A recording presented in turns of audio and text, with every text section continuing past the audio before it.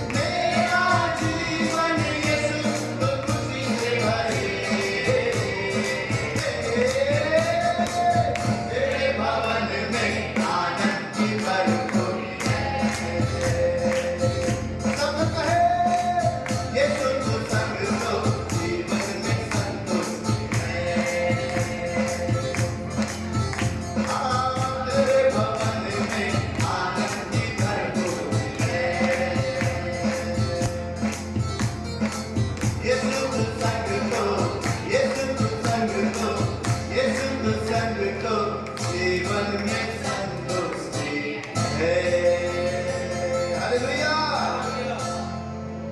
तू ही मेरी प्यास तू ही है लगन तू ही मेरी आखिरी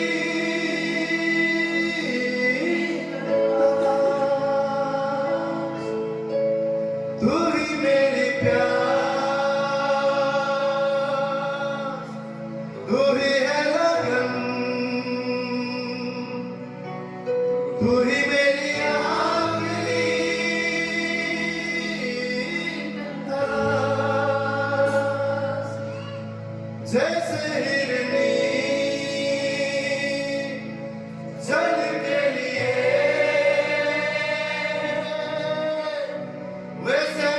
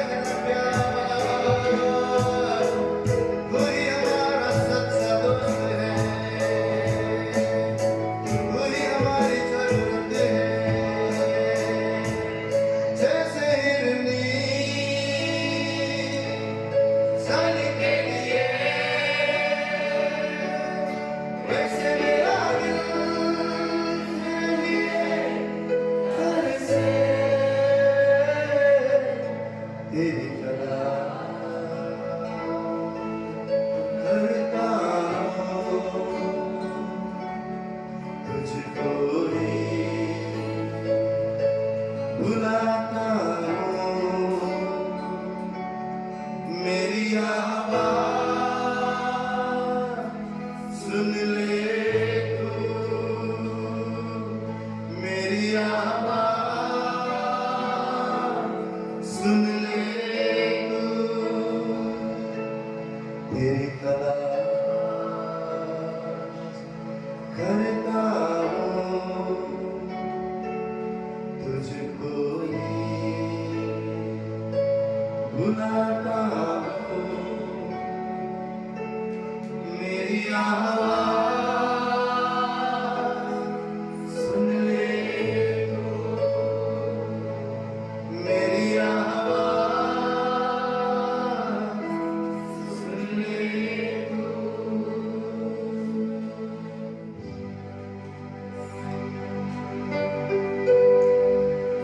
मेरी रूह खुदा की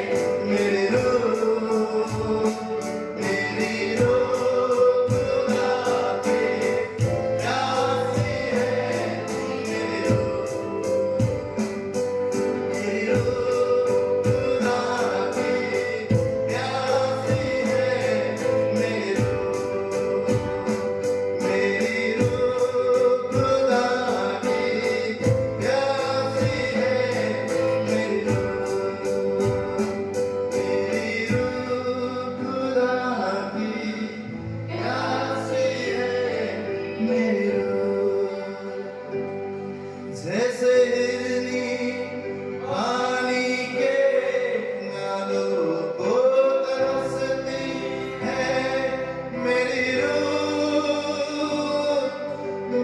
रूह यीशु की प्यासी है मेरी रूह यीशु की प्यासी है मेरी रूह यीशु के प्यासी है मेरी रूह जैसे हिरनी पानी के नालों को तरसती है मेरी रूह मेरी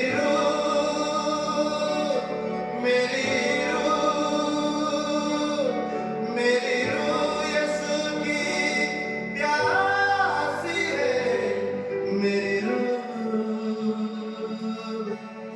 मेरी रूह खुदा की प्यासी है मेरी रूह। होने दीजिए आपके हृदय में इस समय यीशु के लिए प्यास जागे, आपके हृदय में यीशु के लिए प्रेम आए, आपके हृदय यीशु के लिए खुलने पाए, वो आपका मन यीशु के लिए खुलने पाए। उस परमेश्वर को अपने हृदय में बुलाइए, उसे कहे प्रभु ये मन मैं तेरी ओर लगाता हूं, ये मन मैं तेरी ओर लगाता हूं मेरे खुदा, मैं हृदय तेरी ओर लगाता हूं, मन से तुझे ढूंढता हूं, हृदय से तुझे खोजता हूं, ये हृदय तेरे लिए प्यासा है। पूरे मन और सच्चाई से कोई कहे उसे जैसे हिरनी पानी के नालों को तरसती है मेरी रूह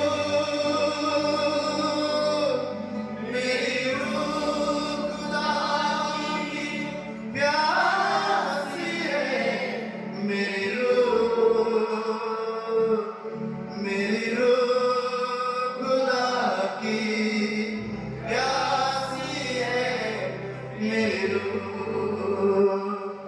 मेरी रूह खुदा की प्यासी है मेरी रूह यीशु की प्यासी है मेरी रूह खुदा की प्यासी है मेरी रूह।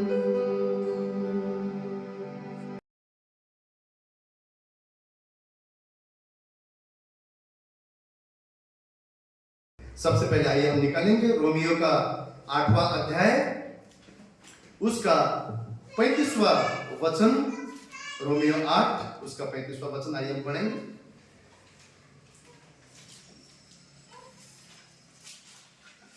कौन हमको मसीह के प्रेम से अलग करेगा? क्या क्लेश या संकट या उपद्रव या काल या नंगाई या जोखिम या तलवार? हालेलुया। हालेलुया। और 37 वचन पढ़े ब्रदर। परंतु इन सब बातों में हम उसके द्वारा जिसने हमसे प्रेम किया है जैवन से भी बढ़कर है। हालेलुया। यहाँ पर वचन क्या बोलता है रोमियो 8:35 कि कौन हमको मसीह के प्रेम से अलग करेगा? क्या क्लेश या संकट या उपद्रव या अकाल या नंगाई या जोखिम या तलवार? और 37वां वचन क्या बोलता है? परंतु इन सब बातों में हम उसके द्वारा अर्थात यीशु मसीह के द्वारा जिसने हमसे प्रेम किया है हम जयवन से भी बढ़कर है। हालेलुया।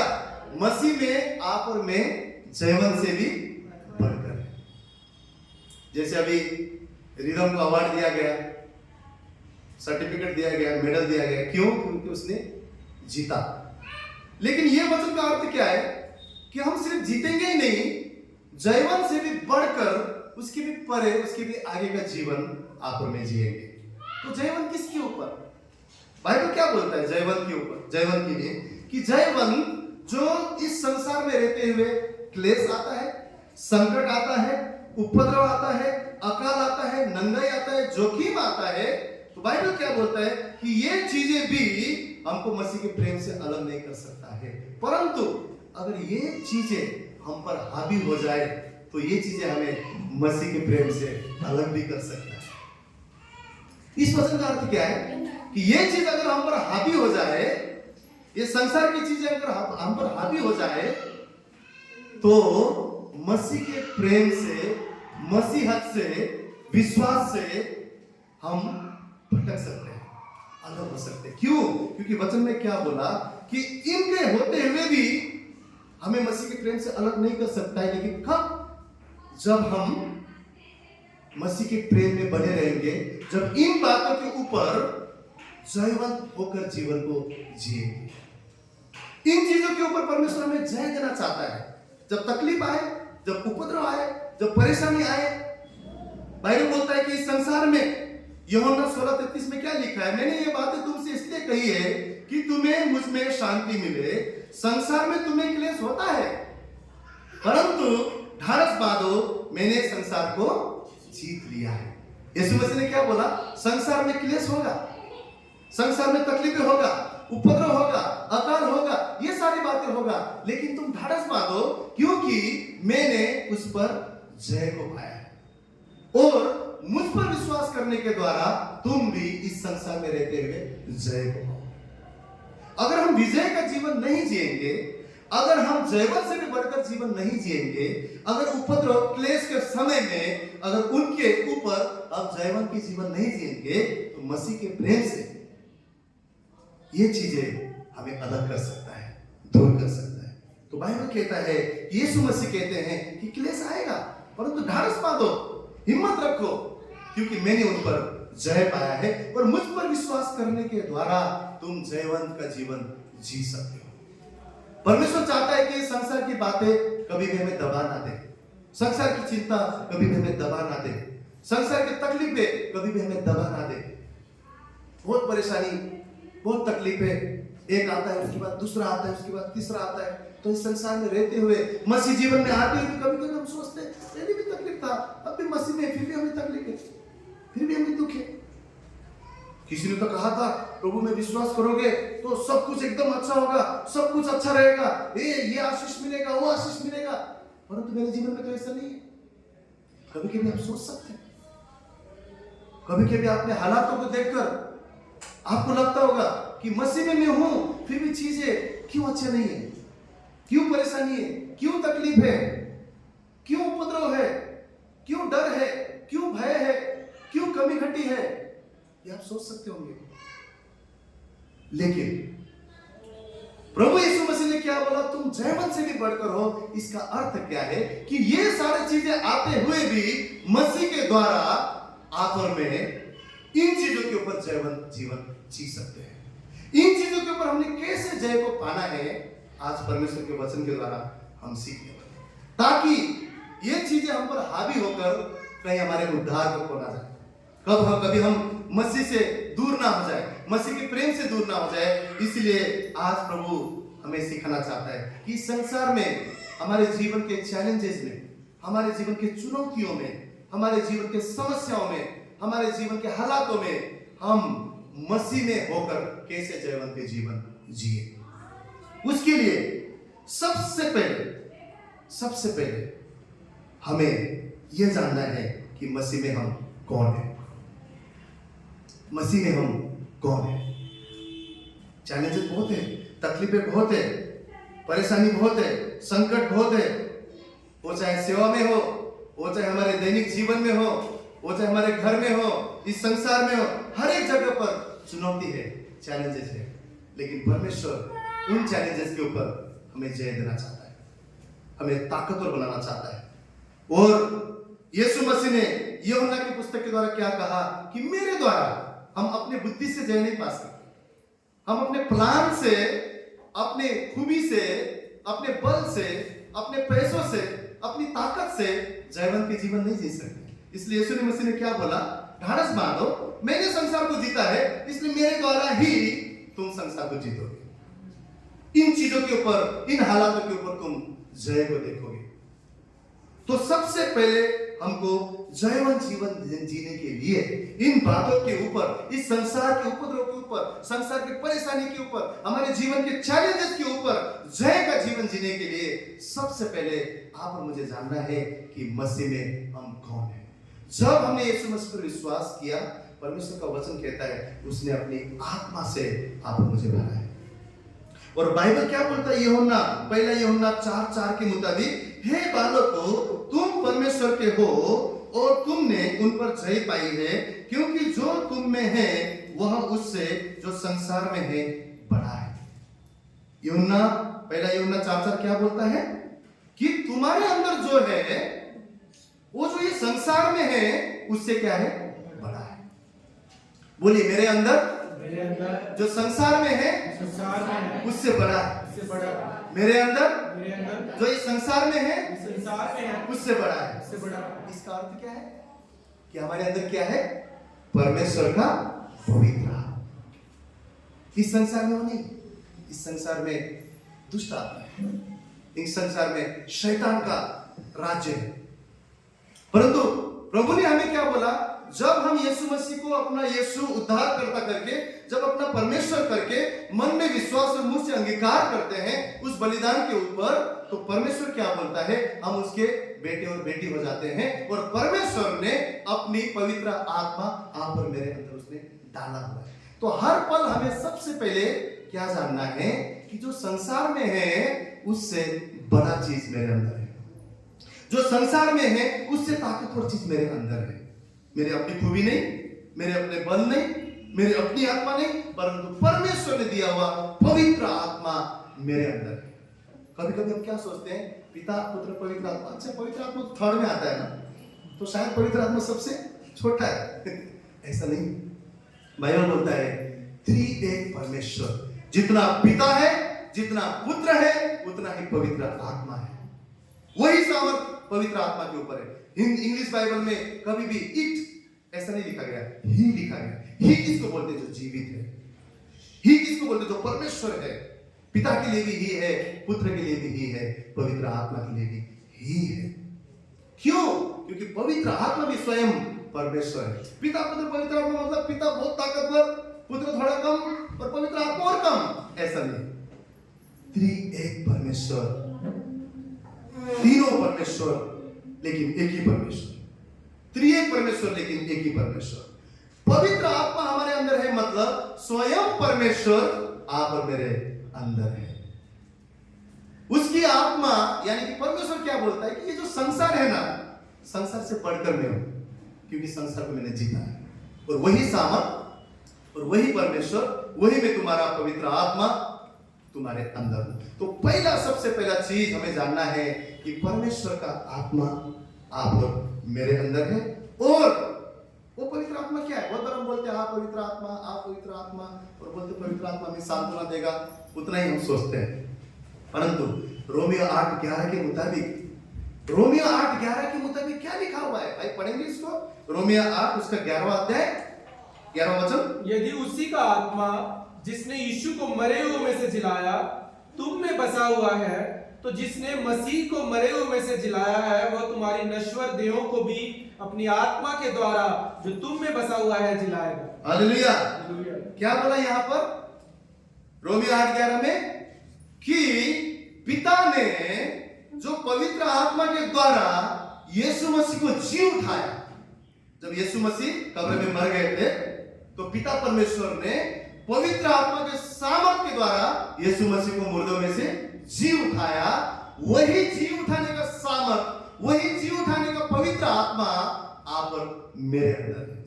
और परमेश्वर ने इसलिए डाला है ताकि उस आत्मा के सामर्थ के द्वारा हम मरे हुए को जी उठा सके, हमारे जीवन की मरी हुई परिस्थिति को जी उठा सके। जिस चीज पर हमने आशा छोड़ दी है उस चीज पर जी उठा सके। जो चीज हम सोचते द्वार बंद हो चुके हैं, सब खत्म हो चुका है, वहां पर उस पवित्र आत्मा के सामर्थ के द्वारा नया जिंदगी को हम ला सके। तो पवित्र आत्मा हमारे अंदर है, मतलब यीशु मसीह को जो आत्मा ने जी उठाया वही सामर्थ का आत्मा, जी उठाने का सामर्थ का आत्मा आप और मेरे अंदर है। हालेलुया। तो पहला चीज, जीवन से भी बढ़कर जीवन जीने के लिए हमें यह जानना है कि मसीह में हम पवित्र आत्मा से भरे हुए लोग हैं, और ऐसा पवित्र आत्मा जिसने यीशु मसीह को जी उठाया वही जी उठाने का सामर्थ हमारे अंदर है। और परमेश्वर कहता है मैं तुम्हें भी जी उठाऊंगा, तुम्हारे हालातों को भी जी उठाऊंगा, क्योंकि यीशु को जी उठाने वाला सामर्थ परमेश्वर ने हमारे अंदर दिया है, वही पवित्र आत्मा हमारे अंदर है। और इस संसार में जो है उससे आप और मैं बड़े हैं, क्योंकि स्वयं परमेश्वर ने कहा इस संसार में जो है उससे बढ़कर तुम्हारे अंदर। हालेलुया। पहला मुद्दा, पहला चीज कि पवित्र आत्मा हमारे अंदर है, पवित्र आत्मा परमेश्वर ने हमारे अंदर दिया है, और संसार से बढ़कर आप और मैं पवित्र आत्मा के द्वारा ताकतवर है, ये हमें विश्वास करना है। दूसरा चीज, परमेश्वर के वायदों पर हमेशा हमें विश्वास करना है।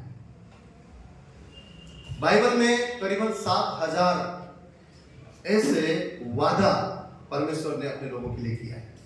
आप कह सकते हो तो अय्यूब के लिए बोला था, अरे हमारे लिए। आप कह सकते हो अरे वो तो दानियल के लिए कहा था, वो हमारे लिए। हर एक वादा जो बाइबल में लिखा हुआ है करीबन 7000, वो आप और मेरे लिए है, ये हमें विश्वास करना है। परमेश्वर के किए हुए वादों पर, परमेश्वर ने जो हम पर करार किया है, जो बोला है, उन चीजों पर हमें विश्वास करना है। बाइबल क्या बोलता है? गिनती की पुस्तक उसका 23वां अध्याय 19 वचन, गिनती 23वां अध्याय उसका 19वां वचन में क्या बोलता है कि ईश्वर मनुष्य नहीं कि झूठ बोले, और न वह आदमी है कि अपनी इच्छा बदले। परमेश्वर मनुष्य नहीं कि झूठ बोले, और न वो आदमी है कि अपनी इच्छा को बदले। झूठ बोले तो परमेश्वर ही नहीं है, झूठ तो इंसान बोलता है, बाइबल बोलता है। इच्छा बदले तो परमेश्वर ही नहीं है, इच्छा तो इंसान बदलता है परिस्थिति के मुताबिक। आज बोलेगा मैं दूंगा, लेकिन समय आने पर नहीं देता है, क्यों? बदल गया, झूठ बोला। परंतु बाइबल क्या बोलता है? बाइबल क्या बोलता है गिनती के पुस्तक में कि परमेश्वर तो मनुष्य नहीं है कि वो झूठ बोले और अपनी इच्छाओं को बदले। जो वो बोलता है, जो वो वादा करता है, जो उसने कहा है आपके जीवन के लिए, वो होके ही रहेगा, क्योंकि बाइबल बोलता है वो झूठ नहीं बोलता, वो अपनी इच्छा को बदलता नहीं। तो सबसे पहले हमें ये भी जानना है कि परमेश्वर ने किए हुए हर एक वादा मेरे लिए है, हर एक वचन मेरे लिए है। परमेश्वर ने जो पवित्र शास्त्र में बोला है, मैं यहोवा चरवाहा हूं, तुम्हारी जरूरत को पूरा करूंगा, प्रभु मैं विश्वास करता हूं तू मेरा चरवाहा है। यीशु मसीह ने कहा मैं तुम्हें चंगा करूंगा, प्रभु मैं विश्वास करता हूं तू मुझे चंगा करने वाला परमेश्वर है। यीशु मसीह ने कहा मैं संसार के अंत तक तुम्हारे साथ हूं, प्रभु मैं विश्वास करता हूं तू मेरे साथ है, मैं अकेला नहीं हूं। यीशु ने कहा तुम जीवन से भी बढ़कर है, प्रभु मैं विश्वास करता हूं मैं जीवन से भी बढ़कर। तो हर एक वादा जो यीशु मसीह ने पवित्र शास्त्र में किया है, वो आप में से हर एक के लिए और मेरे लिए है। ये हमें उन वादों पर विश्वास करना है, और ये जानना है कि जो परमेश्वर कहता है वो करता है। इस चीज के लिए हम लोग देखेंगे उत्पत्ति का उसका 21वां अध्याय, सभी जन निकाले, उत्पत्ति उसका 21वां अध्याय 1 से लेकर 5 वचन को पढ़ेंगे। यहोवा ने जैसा कहा था वैसा ही सारा की स्तुति लेके उसके साथ अपने वचन के अनुसार किया। फिर से ध्यान से सुनिए, यहोवा ने जैसा कहा था वैसा ही सारा की स्तुति लेके उसके साथ अपने वचन के अनुसार किया। सारा अब्राहम से गर्भवती हुई और उसके बुढ़ापे में उसी नियुक्त के समय जो परमेश्वर ने उसे ठहराया था एक पुत्र उत्पन्न हुआ। अब्राहम ने अपने उस पुत्र का नाम जो सारा से उत्पन्न हुआ था इसहाक रखा, और जब उसका पुत्र इसहाक 8 दिन का था तब उसने परमेश्वर के आज्ञा के अनुसार उसका खतना किया। जब अब्राहम का पुत्र इसहाक उत्पन्न हुआ तब अब्राहम 100 वर्ष का था। 1 से लेकर 5वां वचन में 2 चीज को हम देखते हैं। पहला चीज तो क्या देखा हमने? जैसे यहोवा ने कहा था वैसे ही अपने वचन के अनुसार उसने किया। हमें विश्वास करना है, हमें विश्वास करना है कि परमेश्वर ने कहा है ना, वो मेरे जीवन में करेगा। परमेश्वर ने कहा है ना, मुझे शक नहीं है, मुझे कोई भी दुविधा नहीं है, पूरे मन से मुझे विश्वास है मेरा परमेश्वर उन बातों को मेरे जीवन में पूरा करेगा। दूसरा चीज यहाँ पे हमने क्या देखा, 100 साल के बारे में जिक्र किया गया। एक पुरुष 100 साल की उम्र में कभी भी बच्चे को पैदा नहीं कर सकता है, जन्म नहीं दे सकता है। शारीरिक हालात में वो कभी भी 100 साल की उम्र में, और एक सारा जिसका कोख बंद था, कभी भी बांझ स्त्री बच्चे को नहीं दे सकती। लेकिन यहाँ पे उम्र का क्यों जिक्र किया गया कि असंभव को भी जहां पे हम सोचते हैं सब कुछ खत्म हो गया, वहां पर भी हमारा परमेश्वर संभव कर सकता है। जो बातें हम सोचते हैं बस दिखने में तो हो गया ना, खत्म, अभी 100 साल में क्या होने वाला है, इतने साल प्रभु में रुके नहीं हुआ, 100 साल में क्या होने वाला है। अब वो अब्राहम ऐसा बोल सकता, लेकिन यीशु मसीह परमेश्वर यहोवा ने क्या बोला, जैसे उसने कहा था उसके वचन के अनुसार सारा के जीवन में कोख को खोलकर उसको आशीष किया, और अब्राहम का उम्र जिक्र किया, वो 100 साल था। कि जो असंभव बातें हैं उसको यहोवा परमेश्वर संभव कर सकता है। जीवन जीने के लिए उसके वादों पर सदा सदा हमें विश्वास करना है। मेरे प्रभु ने कहा है और वो होकर ही रहेगा। हालेलुया। अपने परिस्थिति और चैलेंजेस में थर्ड चीज हम जानेंगे, भविष्यवाणी अपने जीवन में करना।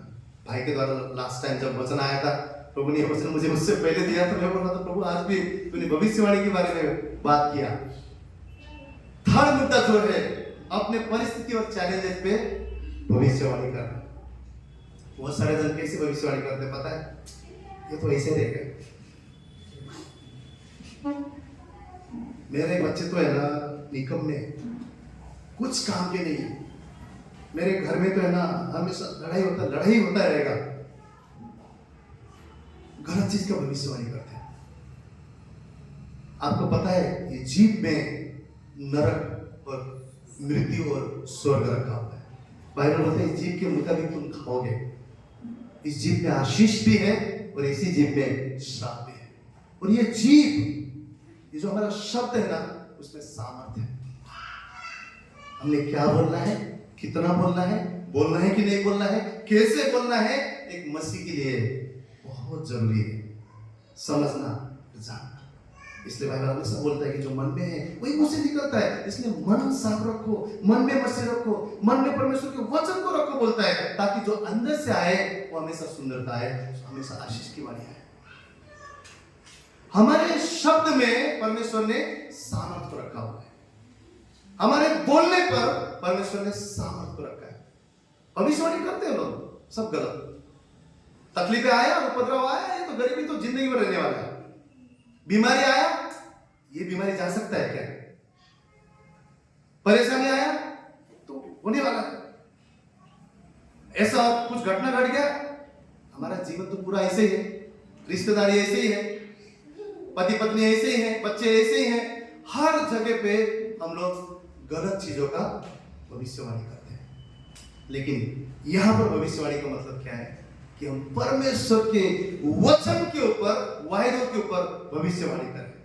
परमेश्वर चाहता है कि हम बोले, तकलीफ के समय में गुड़गुड़ का शब्द नहीं, परंतु वचन को हमारे जीवन में घोषित करना शुरू करें, बोलना शुरू करें, भविष्यवाणी शुरू करें। हमारे परिस्थिति और हालात में परमेश्वर के वायदों को क्लेम करना शुरू करें। आपको पता है जब इजराइल लोग पूरी तरह से घबरा गए, डर गए, इस संसार की चीजों में, बातों में छुड़ाने के लाने के बाद में भी ऐसे परिस्थिति में थे, ऐसे हालत में थे, परमेश्वर को पता था कि पूरी तरह से जो संसार की चीजें उसमें दब रहे। एहजकेल को परमेश्वर ने दृष्टांत दिया, पवित्र आत्मा के द्वारा उसको छुआ, और एहजकेल की पुस्तक 37 अध्याय में परमेश्वर ने एहजकेल को एक तराई पर लेकर गया। आइए हम एहजकेल के अध्याय को निकालेंगे। एहेजकेल उसका 37वां अध्याय,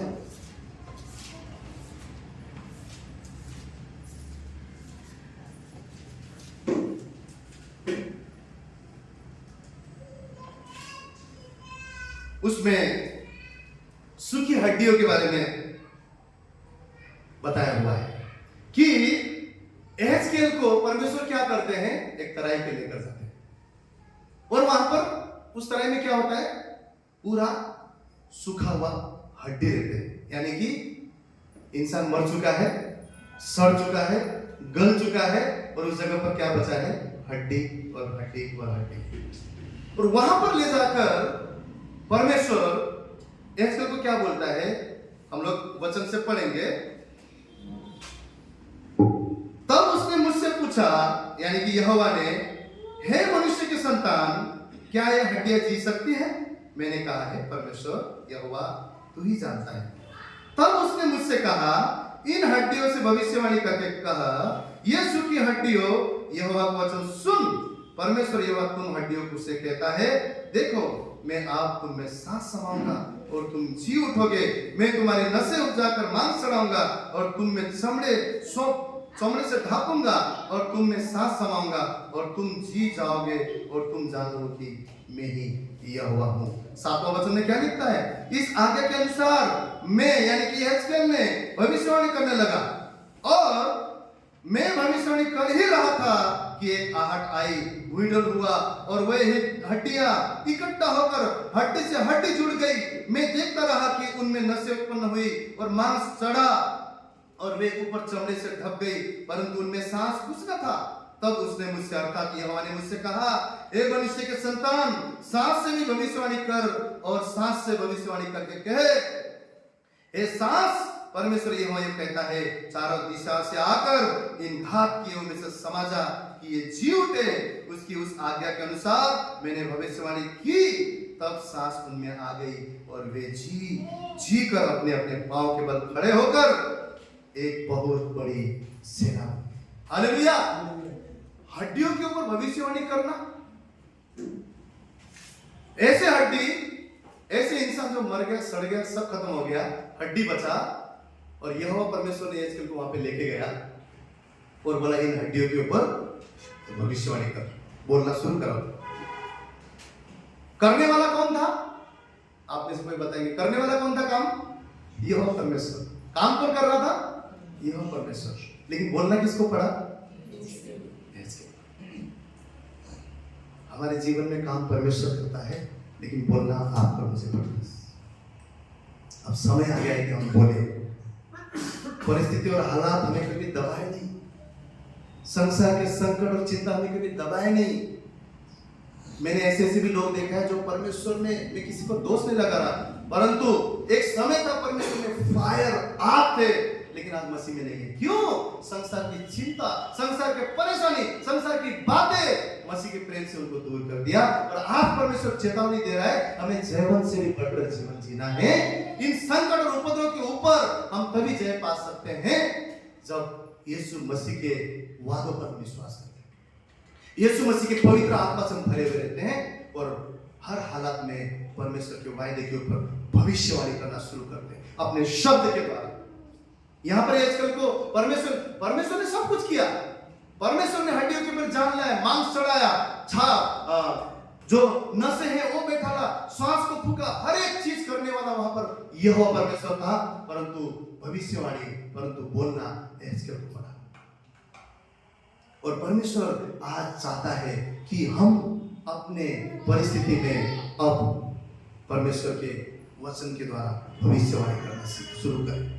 परमेश्वर के वचन के द्वारा भविष्यवाणी करना शुरू करें कि प्रभु धन्यवाद, इतने साल नहीं हुआ, परंतु ये नया साल में, इस नया साल की स्टार्टिंग में ही तू मेरे घराना में अद्भुत कार्य कर रहा है। प्रभु धन्यवाद, मेरा शरीर इतने साल से, इतने समय से बीमार था, परंतु अब मैं विश्वास करता हूं, मैं घोष करता हूं, मैं भविष्यवाणी करता हूं, तेरे खाए पड़ों से मेरा शरीर चंगा हो गया। प्रभु धन्यवाद, तू गरीब घर में जन्म हुआ, मैं अब अमीरता के जीवन जीऊंगा। तूने कहा मेरा यहोवा ये तू है, अब मेरे जीवन में कोई घटी नहीं होगा, कोई कमी नहीं होगा। मैं तेरे भविष्य के वचन को घोषित करता हूं, तेरे वादों को घोषित करता हूं। मेरे घर में झगड़ा है रिश्तों में प्रॉब्लम है, अशांति है, यीशु की शांति को घोषित करता हूं। अब मेरा घराना में शांति होगा, अब मेरे घराना में चैन होगा, आराम होगा, मेरे हाथों के कार्य में आशीष होगा, मेरा आना जाना आशीष होगा, मैं कुछ नहीं सर ठहरूंगा, जहां पे भी मैं जाऊंगा मैं परमेश्वर की बढ़ाई करूंगा, परमेश्वर का उजियाला मेरे अंदर होगा। अब मैं पाप का जीवन नहीं, धर्मी के जीवन जीऊंगा।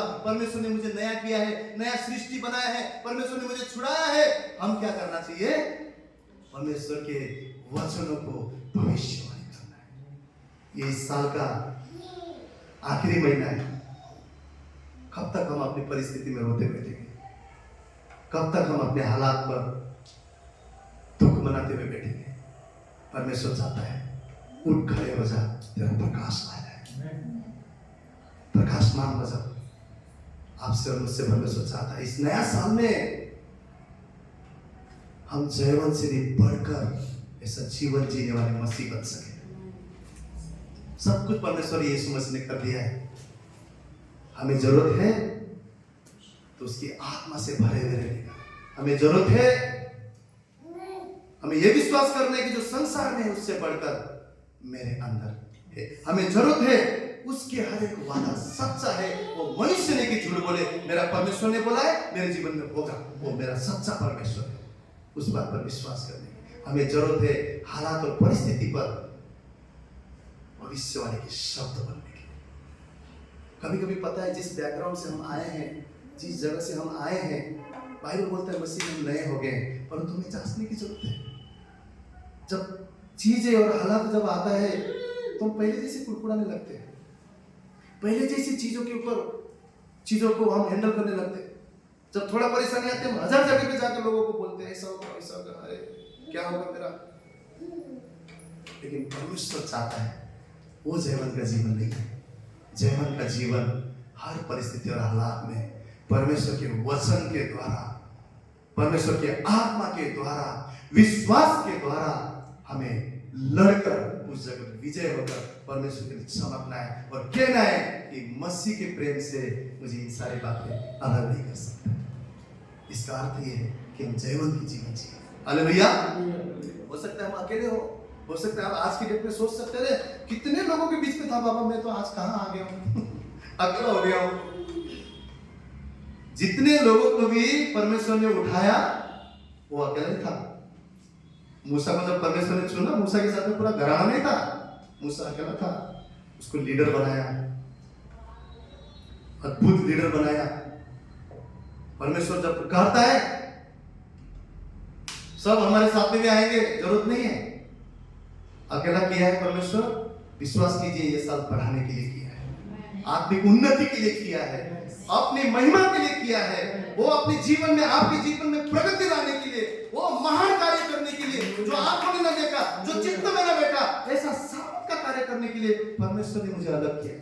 दानियल पूरा सबके साथ गुफा में नहीं गया, अकेला गया। यीशु को गड्ढे में फेंका अपने भाइयों ने। जब संसार तकलीफ देता है ना, आपको इतना दुख नहीं लगेगा, लेकिन जब अपने तकलीफ देते हैं ना, बहुत तकलीफ होगा, बहुत दुख होगा। भाइयों ने बेच दिया, सोचो, भाइयों ने बेच दिया, गड्ढे में फेंक दिया, और वही गड्ढा उसके जीवन का, उसके आशीष का पहला स्टेप बना। जब वो गड्ढे से पहली बार पांव रखा ना, वो आशीष के लिए, परमेश्वर के वादों के लिए उसने पांव रखा। वो ऐसा फेंका हुआ इंसान, ऐसा बेचा हुआ इंसान गड्ढे में अपने भाई को मरने के लिए छोड़ दिया। परमेश्वर ने उसको, अकेला था, परमेश्वर ने उसको उठाया। आप मसीह में अकेले भी है ना, आप कभी कभी सोचते हैं ना, यार कहाँ आ गया, मैं तो अकेला हूँ, मेरा कोई नहीं है, इस देश में अकेला हूँ, इस जगह पे अकेला हूँ, परमेश्वर में भी अकेला हूँ, विश्वास में भी अकेला हूँ। आप सोच सकते हैं, परंतु मैं आपसे कहता हूँ प्रभु ने आपको अकेला किया है। अब आपके जीवन में महान सामर्थ का कार्य परमेश्वर करने जा रहा है। आप अकेले इस संसार के लिए काफी है, अविश्वासी को बचाने के लिए काफी है, अपने रिश्तेदारों के लिए काफी है, अपने घराने के लिए काफी है, अपने मिनिस्ट्री के लिए काफी है, मसीह के राज्य के लिए आप अकेले इंसान भी काफी है। दानियल के बारे में पढ़ते तो हम पूरे उसके खानदान के बारे में नहीं पढ़ते, सिर्फ दानियल के बारे में हम पढ़ते कि कैसा परमेश्वर का अभिषेक दास था। अय्यूब के बारे में जब हम पढ़ते हैं, सब मर गए उसके घर में एक ही दिन में, ऐसा लथालिंग हो गया, एक पल में सब कुछ चला गया। जो बीवी थी वो भी बोलते हैं बाबा परमेश्वर को कोस, तू भी मर जा। कुछ बचा नहीं सुंदरता, कुछ नहीं बचा। ये जयवंत से भी बढ़कर जीना है, जयवंत से भी बढ़कर। उसको पता था, वो जानता था, उसको प्रेम था परमेश्वर के वचन से, परमेश्वर से। उसने क्या बोला ऐसे समय में? क्या बोला? कोई ऐसा बोल सकता है? अपने बच्चे मर गए एक ही दिन में, सारे संपत्ति नाश हो गया, सब कुछ भस्म हो गया, खुद के शरीर में भी इतने घाव, इतने फोके, ऐसा तकलीफ। वो जो मटका रहता है उसको तोड़ तोड़ के अपने आप को खुजाता था, पका हुआ शरीर पीट देता था। कैसा हालत था उसको? क्यों?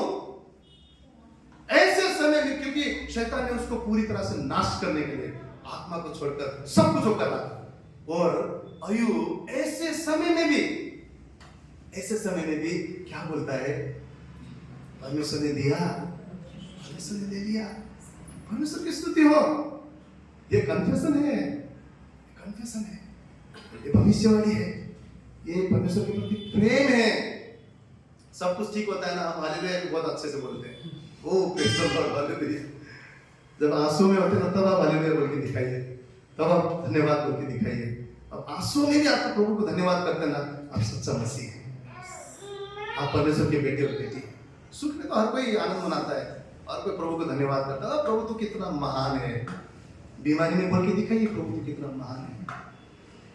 अय्यूब के जैसे हालत में बोल के दिखाइए प्रभु तू कितना महान है। तो वही बोल सकता है जो परमेश्वर से प्रेम करता है। और परमेश्वर से प्रेम करने वाला इंसान हमेशा परमेश्वर के वचनों पर चलता है, परमेश्वर से आत्मा से भरा हुआ रहता है, परमेश्वर के अपने हालात और परिस्थिति में डरता नहीं। शब्द कहता है, भविष्यवाणी के शब्द। यहां तक कि सबसे बड़ा अकेला का उदाहरण अगर हम देखते तो यीशु मसीह। हालेलुया। अपने 12 चेलों ने भी उसको ठुकरा दिया, यहां तक कि उसमें से एक ने तो बेच भी दिया। आपको किसी ने बेचा है? नहीं। हम लोग निराश हो जाते हैं, बुरा मान जाते हैं, अपने आप में ये हो जाते मेरा जीवन क्या है, कोसते रहते हैं। यीशु मसीह को अपने चेलों ने ठुकरा दिया। जब यीशु मसीह को पकड़ा, तू भी साथ था ना यीशु के? चेले डर के नहीं नहीं मैंने था। सब उसको छोड़ दिया। अपने चेले जिनके साथ उठता था, बैठता था, जिनको अपना चेला बनाया, जिनके पैरों को धोया, अकेले पड़ गए। उस क्रूस पर अकेला था, लेकिन अकेले होते हुए भी उसने अपने आप को पिता की आज्ञा के मुताबिक एक एक शब्द को माना, आखिरी सांस तक, आखिरी लहू तक, आखिरी कतरा तक वो परमेश्वर के प्रति वफादार रहा।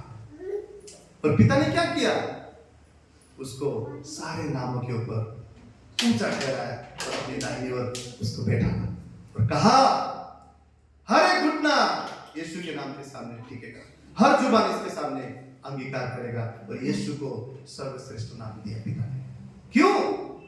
अकेला था, मनुष्य बन के आया था। आपके अकेलेपन में, आप परिवार में अकेले खड़े हो मसीह के लिए, चिंता करने की जरूरत नहीं, दुख मनाने की जरूरत नहीं, जयवंत से भी बढ़कर जीवन जीने की जरूरत है। परमेश्वर आपको, आप अकेले के द्वारा आपकी पूरी पीढ़ियों को एक दिन परमेश्वर बताएगा। आप अकेले अपने सोसाइटी में, घबराने की जरूरत नहीं। आप मसीह में, आप जान लीजिए उस सोसाइटी के लिए आशीष के कारण है, उस भूमि के लिए आप आशीष के कारण है। आप अकेले हैं मिनिस्ट्री में, आप अकेले हैं प्रभु में, प्रभु के सेवकाई में। आप सोचते हैं कोई सपोर्ट नहीं है, मैं अकेला ही हूं। विश्वास कीजिए, नया साल नए नए द्वारों को परमेश्वर खोलेगा, आपकी सेवा को पूरे संसार में फैलाएगा। परमेश्वर बताएगा ये मेरा दास है, ये मेरा दास है। हमें जयवंत से भी बढ़कर जीवन सिर्फ बोलना नहीं है, हमें करना है, हमें जीना है। अगर हम जयवंत से भी बढ़कर जीवन नहीं जिएंगे, मैं आपसे कहता हूँ इस संसार के दुविधा, इस संसार की चिंता, इस संसार के डर हमारे अंदर ऐसा समा जाएगा, ऐसा हम पर हावी हो जाएगा कि हम मसीह के प्रेम से दूर हो जाएंगे। तो हमें कोई भी हालात और परिस्थिति अपने ऊपर हावी नहीं होने देना है, और जयवंत से भी बढ़कर जिंदगी जीना है, जिसके लिए आज हमने सबसे पहले एक पहला पॉइंट सीखा। वो क्या था कि हमारे अंदर जो संसार में है उससे बढ़कर पवित्र आत्मा है। जो आत्मा ने यीशु मसीह को भी जी उठाया, वही सामर्थ्य कहां पर? मेरे अंदर है। हालेलुया। दूसरा चीज हमने क्या सीखा?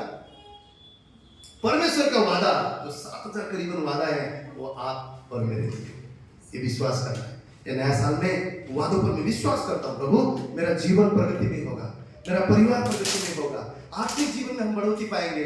उस वादों के ऊपर जो परमेश्वर ने किया है, उन पर हमें विश्वास करना है।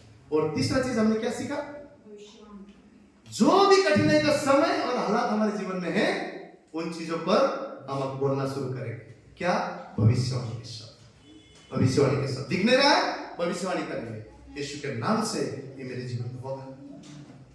मैं पाप में हूं, अब पाप के सामर्थ टूटता है यीशु के नाम से। यीशु ने कहा, तुम मुझ पर विश्वास करने से धर्मी हो, तुम नया सृष्टि हो, अब से सारा पाप मेरे जीवन से टूट जाता है। मैं धर्मी का जीवन जीऊंगा, पवित्रता का जीवन जीऊंगा। एजकेल को परमेश्वर ने बोला, ये जो मैंने हड्डी दिखाया ना, ये इजरायली है, इजराइल का परिस्थिति ऐसा है, उनको जाके भविष्यवाणी करके बोल कि अब मैं तुम्हारे कब्र को खोलूंगा और तुम में नया जीवन बनाऊंगा। हालेलुया। ये हमें विश्वास करना है। जब हम भविष्यवाणी करते हैं ना, बंद दरवाजा खुलने लगते हैं। तो भाइयों मेरे बहनों, जब हम भविष्यवाणी करते हैं ना, जो मरा हुआ चीज है ना, वो जी उठने लगता है। खोया हुआ चंगाई आपके शरीर में दिखने लगेगा, खोया हुई आशा आपके जीवन में आने लगेगा, जो चीजें नामुमकिन है वो मुमकिन होने लगेगा जब आप भविष्यवाणी करेंगे। क्यों? बाइबल में हमेशा क्या बोलता है? तुम धन्यवाद के साथ परमेश्वर के पास। धन्यवाद क्या है?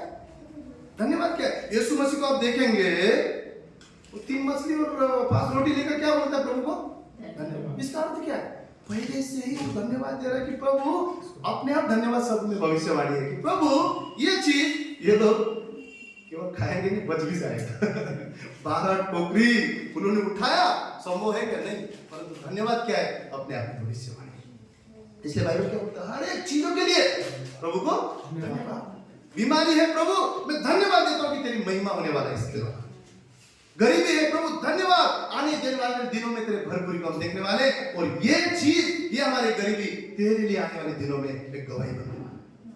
हर एक बातों में धन्यवाद क्या है?